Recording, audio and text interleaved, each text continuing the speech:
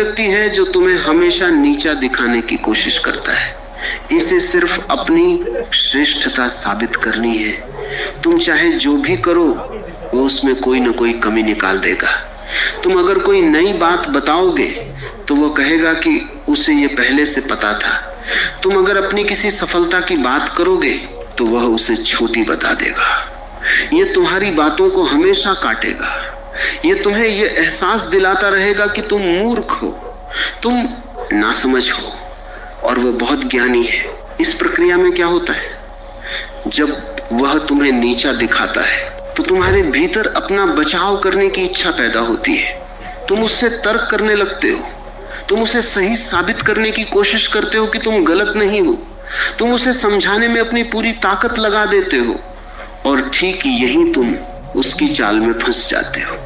तर्क वितर्क में उलझकर तुम अपनी कीमती ऊर्जा उसके सामने फेंक रहे हो। वह तुम्हारी किसी बात को नहीं मान रहा है, वह सिर्फ तुम्हें उकसा रहा है ताकि तुम बोलते रहो, तुम सफाई देते रहो, तुम लड़ते रहो। तुम्हारी ये सफाई देने की छटपटाहट, तुम्हारा ये गुस्सा उसके लिए भोजन है। वह भीतर खुश होता है कि उसने तुम्हें अपने नियंत्रण में ले लिया। जब तुम बहस करके पूरी तरह थक जाते हो तब वह तुम्हें एक उपहास भरी नजर से देखता है और चला जाता है। वह तुम्हारी ऊर्जा से भर चुका होता है और तुम एक हारे हुए सैनिक की तरह खाली हो जाते हो। चौथा चेहरा उस इंसान का है जो कभी चुप नहीं होता, जो सिर्फ बोलना जानता है, सुनना नहीं। जब भी वह तुमसे मिलेगा वह तुम्हें एक दीवार की तरह इस्तेमाल करेगा। वह बस बोलता जाएगा अपनी कहानियां, अपनी बातें, अपनी शिकायतें, अपनी उपलब्धियां। तुम क्या सोचते हो, तुम कैसा महसूस कर रहे हो, इससे उसे कोई लेना देना नहीं है। तुम बस एक कान हो जिसमें उसे अपने शब्दों का कचरा डालना है। शब्दों में बहुत ऊर्जा होती है।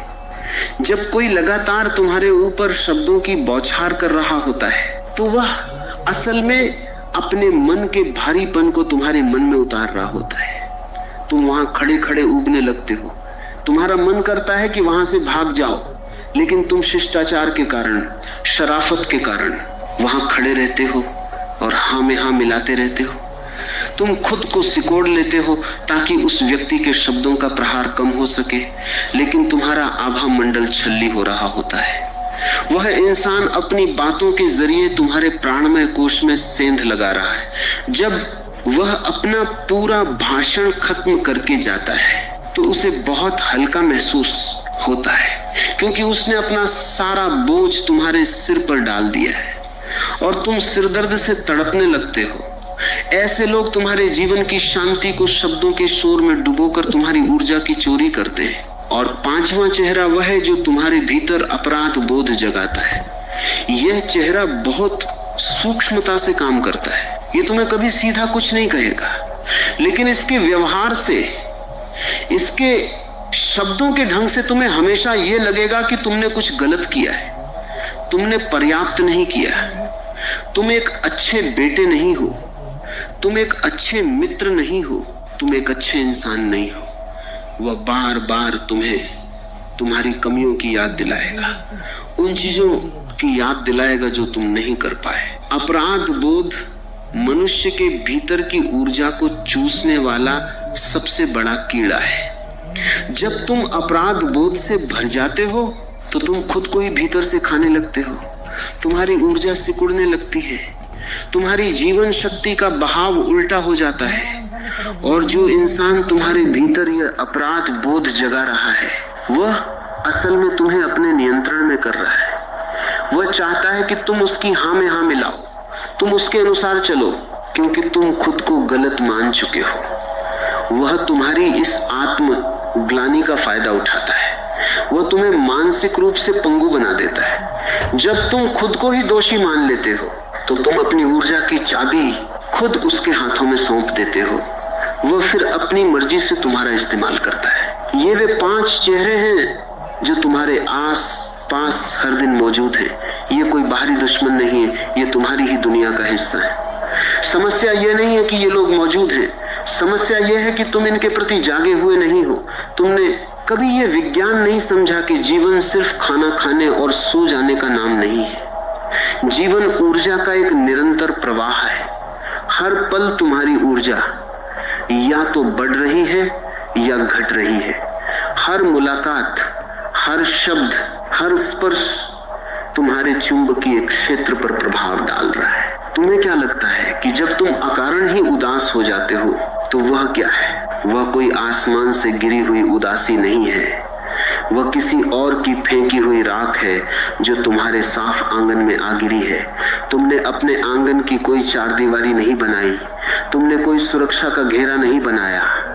इसीलिए जो भी सड़क से गुजरता है अपना कचरा तुम्हारे भीतर फेंक जाता है और तुम उस कचरे को अपना मानकर उसे साफ करने में, उसे धोने में अपना पूरा जीवन लगा देते हो।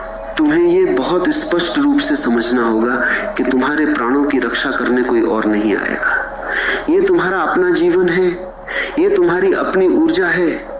जिस तरह से तुम अपने शरीर को बीमारियों से बचाते हो, दूषित भोजन खाने से बचते हो, गंदा पानी नहीं पीते, उसी तरह तुम्हें अपनी जीवन ऊर्जा को भी दूषित होने से बचाना होगा। ये बात अगर गहरे में तुम्हारे भीतर बैठ गई तो तुम्हारे जीवन की आधी समस्याएं तो वैसे ही खत्म हो जाएंगी। तुम्हें पता चल जाएगा कि तुम्हारी थकान शारीरिक कम और चुंबकीय ज्यादा है। तुम्हारी बेचैनी तुम्हारी अपनी नहीं है, वह उधार ली गई है। अब प्रश्न ये उठता है कि जब ये बीमारी इतनी गहरी है, जब ये ऊर्जा की चोरी हर दिन हर पल हो रही है, तो इसे रोका कैसे जाए? कैसे हम अपने इस टूटे हुए आभा मंडल को फिर से जोड़ें? कैसे हम उन प्राचीन सूत्रों को आज के इस आधुनिक जीवन में उतारें ताकि हम भीतर से एक मजबूत किला बन सके, ताकि कोई भी हमारी अनुमति के बिना हमारे प्राणों में सेंध न लगा सके। ये कोई विचार से नहीं होगा, ये सिर्फ सोचने से नहीं होगा कि मैं अपनी ऊर्जा बचाऊंगा। इसके लिए तुम्हें अपने शरीर और पृथ्वी के बीच के विज्ञान को समझना होगा। इसके लिए तुम्हें एक बहुत ही ठोस, एक बहुत ही गहरी प्रक्रिया से गुजरना होगा जो तुम्हारे उस प्राणमय कोश को फिर से लोहे जैसा मजबूत बना दे। वह प्रक्रिया जो तुम्हें वापस तुम्हारी जड़ों से जोड़ दे। वह समाधान जो तुम्हें भीतर से इतना भरा हुआ कर दे कि किसी की नकारात्मकता तुम्हें छू भी न सके। वो उपाय क्या है और उस विधि को अपने जीवन में कैसे उतारना है, ये अब तुम्हें पूरी गहराई से समझना होगा। अब हम उस विधि की तरफ आते हैं जो तुम्हारे जीवन की दिशा पूरी तरह बदल देगी। तुमने बीमारी को समझ लिया, तुमने उस अदृश्य चोरी को पहचान लिया जो हर पल तुम्हारे भीतर घट रही है। अब समय है उस अजय ढाल को बनाने का जो तुम्हें इन प्रहारों से बचाएगी। ये कोई पूजा पाठ नहीं है, ये कोई अंधा कर्मकांड भी नहीं है जिसे तुम बिना समझे मस्तिष्क को भी उसी अवस्था में खींच लेता है और इस पूरी प्रक्रिया में वह तुम्हारी ऊर्जा को सोख कर खुद थोड़ा बेहतर महसूस करने लगता है। जबकि तुम पूरी तरह से टूट जाते हो, अब तुम्हें यह समझना होगा कि ये लोग कौन हैं जो तुम्हारी ऊर्जा चूस रहे हैं। ये कहीं बाहर से नहीं आते, इनके सिर पर कोई सींग नहीं होते। जब तुम इस प्रयोग को करते हो तो तुम्हारे शरीर और मन में असल में क्या घटता है? हमारा शरीर मिट्टी से बना है। प्राचीन ऋषियों ने इसे ऐसे ही कोई काव्य में नहीं कहा था। तुम्हारा ये मांस, तुम्हारी हड्डियां, तुम्हारा रक्त, सब कुछ इसी धरती का ही तो हिस्सा है। जब तुम तनाव में होते हो, जब कोई तुम्हारी जीवन शक्ति चूस लेता है, या जब तुम बहुत ज्यादा सोचते और उलझते हो, तो तुम्हारे शरीर में एक अनावश्यक ताप पैदा हो जाता है। तुम्हारे भीतर एक प्रकार का विद्युतीय तनाव बहुत ज्यादा बढ़ जाता है। यह तनाव ही तुम्हारी बेचैनी का असली कारण है। ये बिल्कुल वैसा ही है जैसे आसमान में बादलों के टकराने से भारी बिजली पैदा होती है। अगर उस बिजली को धरती में उतरने का सीधा रास्ता न मिले तो वह सब कुछ जलाकर राख कर सकती है। इसलिए ऊंचे और बड़े भवनों पर एक धातु का तार लगाया जाता है जिसे पृथ्वी के भीतर बहुत गहराई तक गाड़ दिया जाता है। ताकि जब बिजली गिरे तो वह सीधा धरती में समा जाए और भवन पूरी तरह सुरक्षित रहे। तुम्हारा शरीर भी एक भवन है, और जब तुम्हारे भीतर क्रोध, भय, चिंता या किसी और इंसान की फेंकी हुई नकारात्मकता की कड़ी बिजली कड़कती है तो तुम्हें भी उस बिजली को धरती में उतारना होता है। धरती के पास एक असीमित क्षमता है। वह हर तरह के विष को, हर तरह के ताप को अपने भीतर सोख सकती है। धरती के गर्भ में एक अत्यंत शांत, ठंडी ऊर्जा है। जब तुम्हारे शरीर का उबलता हुआ ताप धरती की इस अनंत शांति से मिलता है तो वह सारा तनाव क्षण भर में शून्य हो जाता है। ऋषियों ने इस क्रिया को इसलिए बनाया था क्योंकि वे जानते थे कि मनुष्य का मन जब भी भटकेगा उसे वापस अपनी जड़ों की ओर, धरती की ओर ही लौटना पड़ेगा। ये तुम्हारे ऊर्जा के आवरण को बंद करने और उसे एक लोहे के घेरे में बदलने का सबसे प्राकृतिक तरीका है। इस विधि के लिए तुम्हें क्या चाहिए? कोई बहुत बड़ा आयोजन नहीं करना है। इसके लिए सबसे अच्छी जगह वह है जहां तुम्हारे पैर सीधे प्राकृतिक धरती को छू सके। कोई भी बगीचा, तुम्हारे घर का कोई कच्चा हिस्सा या मुलायम घास का मैदान, समय का चुनाव तुम्हें खुद करना है। लेकिन सबसे उत्तम समय तब होता है जब सूरज उग रहा हो या जब दिन ढल रहा हो। अगर तुम्हारे जीवन में कोई ऐसा व्यक्ति है जो तुम्हारी जीवन शक्ति चूसता है और तुम उससे अभी अभी मिलकर आए हो तो उससे मिलने के तुरंत बाद ये प्रयोग करना सबसे ज्यादा आवश्यक है। इस प्रयोग को करने से पहले तुम्हारे शरीर पर कोई भी कृत्रिम या रेशमी कपड़ा नहीं होना चाहिए। जितना हो सके सूती और ढीले कपड़े पहनो। तुम्हारे पैरों में जूते या चप्पल बिल्कुल नहीं होने चाहिए। तुम्हारा पूरी तरह नंगे पैर होना इस पूरी प्रक्रिया की सबसे बड़ी और अनिवार्य शर्त है। तुम्हारे और धरती के बीच कोई रबर, कोई चमड़ा या कोई अन्य वस्तु नहीं होनी चाहिए, क्योंकि ये चीजें ऊर्जा के सीधे प्रवाह को रोक देती हैं। ये विधि तब सबसे ज्यादा असर करती है जब तुम इसे पूरे खाली पेट और एक बहुत ही शांत मन के साथ करते हो। अब इस प्रक्रिया के पहले चरण को बहुत ध्यान से समझो। तुम्हें नंगे पैर धरती पर सीधा खड़ा होना है। तुम्हारे दोनों पैरों के बीच लगभग तुम्हारे कंधों जितनी दूरी होनी चाहिए। पैरों के पंजे सामने की ओर सीधे हों। अपनी आंखें धीरे से बंद कर लो। अब अपना पूरा ध्यान अपने पैरों के तलवों पर ले जाओ। तुम्हें बस ये गहराई से महसूस करना है कि तुम्हारे पैर धरती की मिट्टी को कैसे छू रहे हैं। वहां कैसा स्पर्श है, क्या मिट्टी ठंडी है, क्या घास में कोई नमी है। इस पहले चरण में तुम्हें बस अपने तलवों और धरती के उस मिलन बिंदु को पूरी तरह महसूस करना है। इसे कम से कम 2 मिनट तक करना है।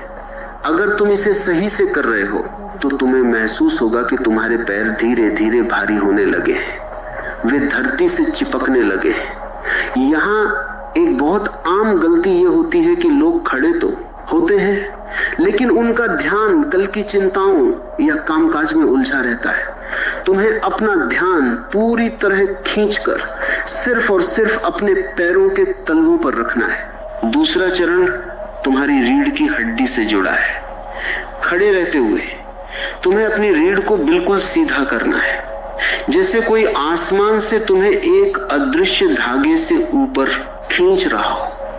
लेकिन ध्यान रहे, रीढ़ सीधी होनी चाहिए, अकड़ी हुई या सख्त बिल्कुल नहीं।